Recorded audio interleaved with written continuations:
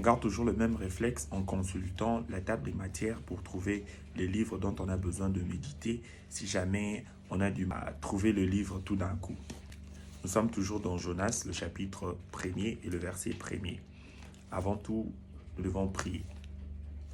Père, il est fort probable que si tu ne nous donnes pas ta sagesse, nous risquerons de passer à côté de ce que tu veux nous dire, passer à côté de ce que tu veux nous faire comprendre. Tel est notre désir. Que ton esprit nous rende sages de comprendre la richesse de ta parole qui est cachée derrière ces mots. Tel est mon vouloir. Au nom de Jésus. Amen. Lisons ensemble, prête-moi ta voix, sans le lire à haute voix. La parole de l'Éternel fut adressée à Jonas, fils d'Amittai, en ce mot.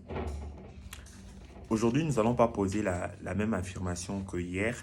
Hier, nous avons dit que Dieu peut nous parler et nous devons en être pleinement conscients. Sinon, c'est une barrière mentale que nous nous imposons nous-mêmes. Cela nous rend insensibles à la voix de Dieu.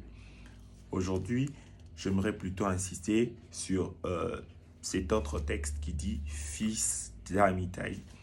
Vous remarquerez ensemble avec moi qu'il n'y a pas de raison particulière pour lesquelles on parle d'Amittai sur ce texte. Sinon, le fait qu'il soit le père de Jonas.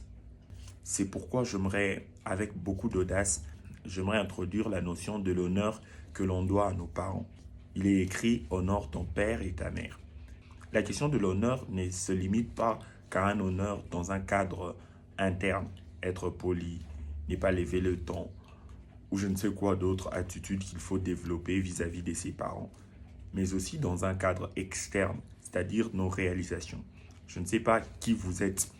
Vous pouvez être étudiant, vous pouvez être élève, vous pouvez être employé quelque part. Vous êtes appelé à honorer vos parents, de leur vivant ou même après.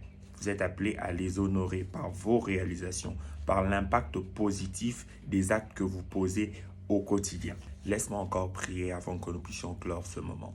Père, c'est vrai que nous devons honorer nos parents sur terre, mais comme tu le sais, il y a des forces du mal qui nous entraînent à faire des actions contraires à ta pensée, contraires à ta volonté, aux besoins que toi tu veux.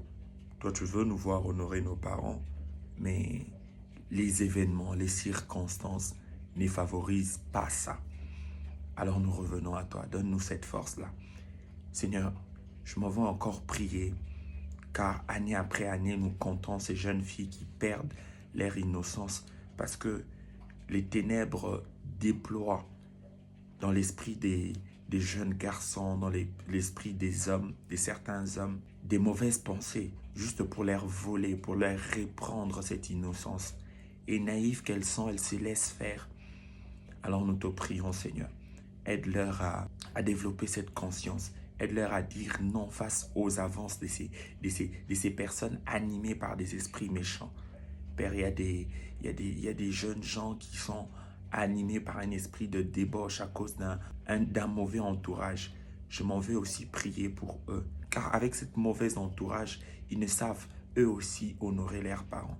Je te prie, Seigneur, que honorer les parents ne soit pas juste une expression verbale, mais qu'elle trouve pleinement sa réalité dans nos vies.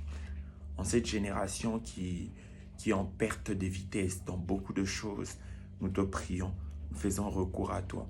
Oh Dieu, aide-nous, soutiens-nous.